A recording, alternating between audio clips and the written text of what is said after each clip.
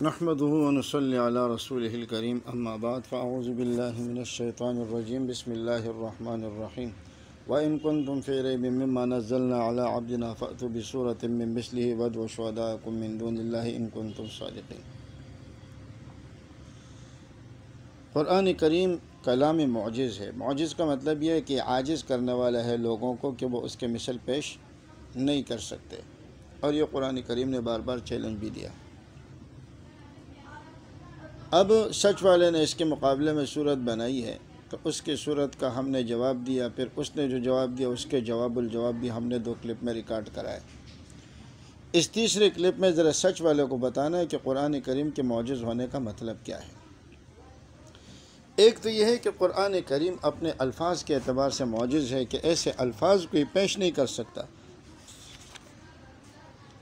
کہ جو نہ تو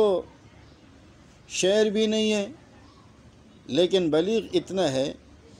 کہ بڑے بڑے شعراء اس کے آگے عاجز ہیں۔ اور سچ والے نے شاید صرف یہی مفہوم سمجھا ہے، اس لیے اس نے جرت کی سورہ کویت، سورہ یوٹیوب اور سورہ عقل بنانے کی۔ تو بہرحال قرآن کریم اپنے لفظ کے اعتبار سے بھی معجز ہے، جیسے سچ والے نے سمجھا یہ ہے بھی،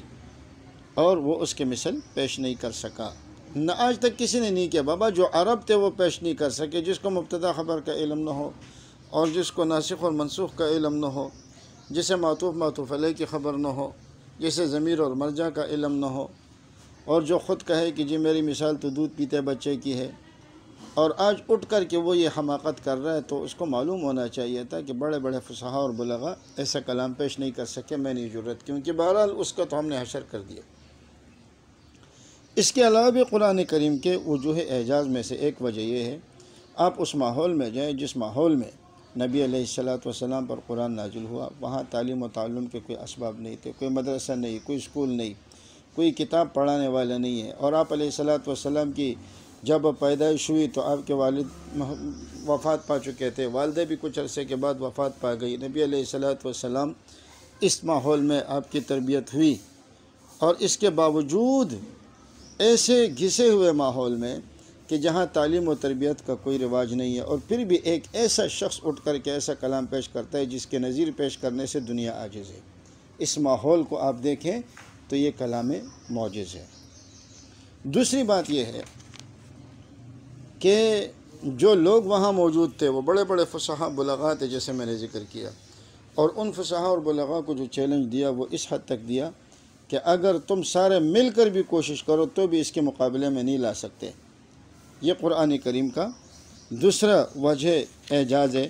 کہ باوجود اتنی مخالفت کے ان لوگوں کو یہ جرت نہ ہو سکی۔ میں مختصر بتا رہا ہوں۔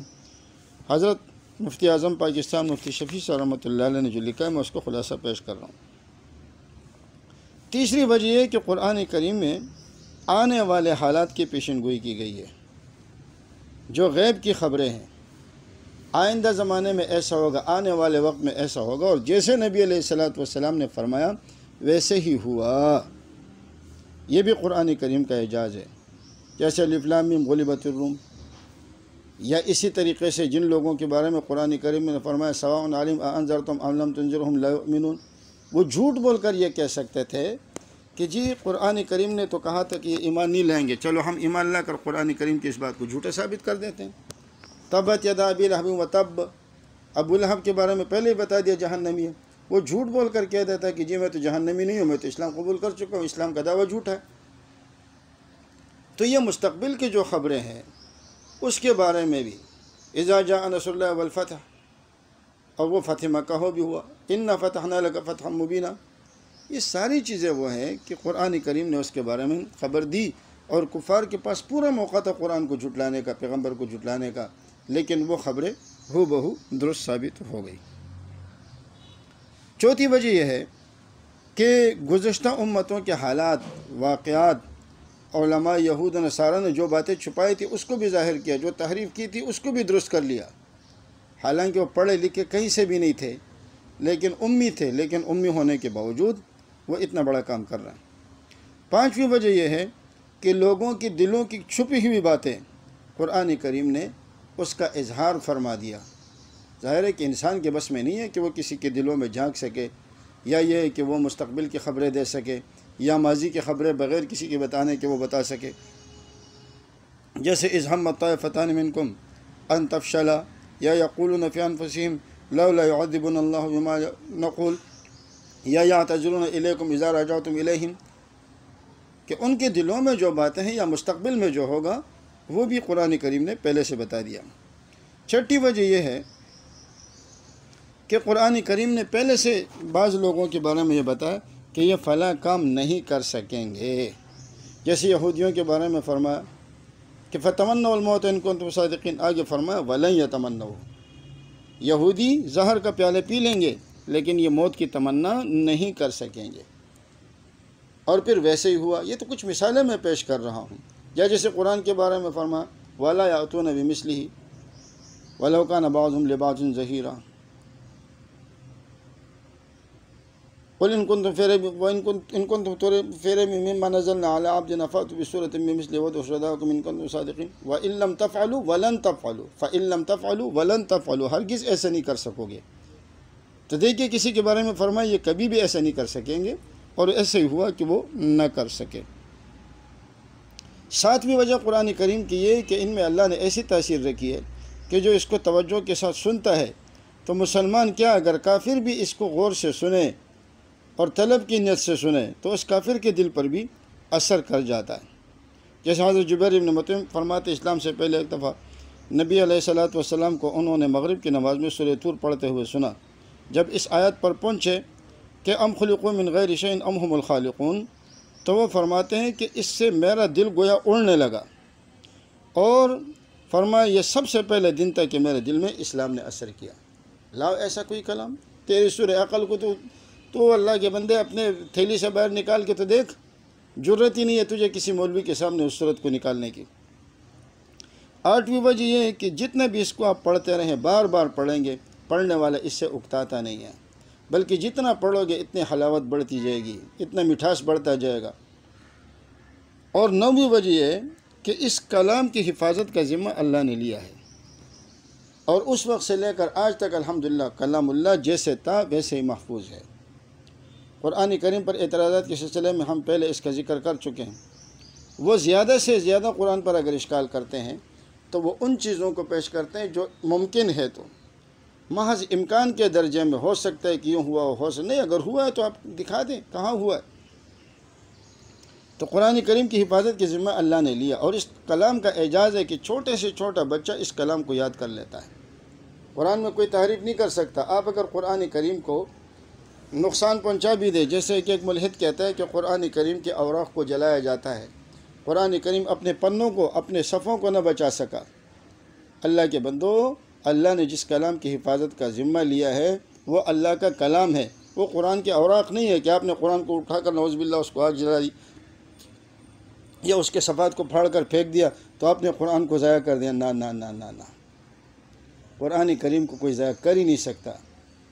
صفات کی بات ہم نہیں کر رہے، ہم کلام اللہ کی بات کر رہے۔ کلام اللہ جیسے تھا آج ہے اور ایسا رہے گا۔ اگر کسی نے قرآن پاک کے کسی نسخے کو جلا دیا یا کئی سارے نسخوں کو جلا دیا، اب آپ کہے کہ جی اللہ نے قرآن کی حفاظت کا ذمہ لیا تھا، یہ تو ان لوگوں نے جلا دیا۔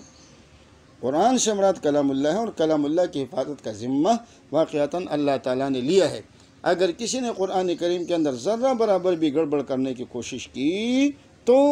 ایک چھوٹا بچہ جو حافظ قرآن ہوتا ہے وہ کھڑا ہو کر اس کا دفاع کرتا ہے۔ اس مرتد کی سورہ عقل کو کتنی دفعہ میں یاد کرنے کی کوشش کرتا ہوں، پھر بھی مجھ سے غلطی ہو جاتی ہے، حالانکہ یہ قرآن کریم کی نقل میں اس نے کی ہے، تحریف کی ہے قرآن کریم میں، لیکن اللہ کا کلام چھوٹے چھوٹے بچے اپنے سینوں میں محفوظ کر لیتے ہیں، اور ایک ایک زبر زیر کی بھی غلطی نہیں ہوتی۔ کتنے لوگوں نے قرآن کریم میں تحریف کر کے اس طرح نسخے میدان میں آتے ہی منٹوں کے اندر حفاظ کرام اس کو پکڑ کر واپس کر دیتے ہیں، اور قرآن کریم کے ایک حرف میں کوئی تبدیلی نہیں کر سکتا، اس لیے کہ اللہ نے حفاظت کا ذمہ لیا اور بچوں کے ذمے یہ کام اللہ نے لگا دیا ہے۔ مسلمانوں کے سینے میں یہ کلام محفوظ ہے۔ تو یاد رہے، یہ لوگ جو اشکالات کرتے ہیں فلاں جگہ قرآن کے نسخے کو جلایا گیا، اللہ نے کیوں نہیں بچایا؟ اللہ نے قرآن کے نسخوں کو بچانے کا وعدہ نہیں کیا ہے، اللہ نے قرآن کو بچانے کا وعدہ کیا ہے۔ کلام اللہ کے اندر آپ کوئی تحریف نہیں کر سکتے۔ اس لیے کہ اگر تم قرآن کے سارے نسخوں کو بھی جلا دو گے تو ایمان والوں کے سینوں سے قرآن کو کیسے نکالو گے؟ اور اس سے مراد وہ الفاظ ہیں جو قرآن کے الفاظ ہیں، اس کے الفاظ میں آپ گڑبڑ نہیں کر سکتے، ایک حرف کیا ایک نقطے کی بھی آپ اس میں تبدیلی کی جرات نہیں کر سکتے۔ اگر کسی نے کوشش کی بھی ہے تو اس کو منہ کی کھانی پڑی ہے۔ 10ویں وجہ قرآن کریم کے وہ علوم ہے کہ جو ایک مختصر سی دیکھیں نا تو یہ 30 پارے ہیں اور بچے اس کو یاد کر لیتے ہیں، کافی بڑی کتاب ہے، لیکن اس نے جو اصول دیے ہیں وہ اس وقت سے لے کر قیامت تک آنے والے انسانوں کے تمام تر مسائل اس کے اندر آ گئے۔ جمیع العلم فی القرآن لیکن تقاصر عنہ افہام الرجال، ایسا کوئی کلام پیش کریں کہ جو 23 سال کی مختصر زندگی میں وقتاً فوقتاً نازل ہو رہا ہو اور وہ انسانیت کے اول سے لے کر قیامت تک تمام انسانوں کے لیے ہدایت کا ذریعہ بن جائے اور ان کے تمام مسائل کا حل اس کے اندر موجود ہو۔ لائیے ایسا کلام، ظاہر ہے کہ کوئی بھی اس قسم کا کلام پیش نہیں کر سکتا۔ یہ قرآن کریم کا اعجاز ہے اور اس کے اندر احادیث مبارکہ اس کی تشریح ہے، اور فقہاء کرام نے پھر ان احادیث کی تشریح کی ہے، اور الحمدللہ کوئی مسئلہ ایسا نہیں ہے جو قرآن و حدیث سے باہر ہو۔ ایک شخص کسی مولوی کے پاس آیا اور کہنے لگا مولوی صاحب ایسا کوئی مسئلہ کہ جس کا ذکر قرآن و حدیث میں نہ ہو تو اس کا جواب کیا ہوگا؟ تو مولوی صاحب نے بتایا ایسا مسئلہ پیش کرنا تیرا کام ہے، اس کا جواب دینا میرا کام ہے۔ تو قرآن صرف الفاظ کے اعتبار سے نہیں ہے، ان تمام وجوہات کی وجہ سے قرآن کریم معجز ہے، سچ والا نہیں بلکہ جھوٹ والے اور شک والا۔ سچ والے اس کو شک والا کہا کرے، شک والے کو چاہیے کہ وہ اس چیز پر غور کرے اور جو کلام وہ بنا رہا ہے وہ تمام وجوہ اعجاز کو دیکھ کر کے کلام بنانے کی کوشش کرے گا تو انشاءاللہ اس سے خود بھی آئندہ اس قسم کی ضرورت نہیں ہوگی۔ وما علینا الا البلاغ المبین۔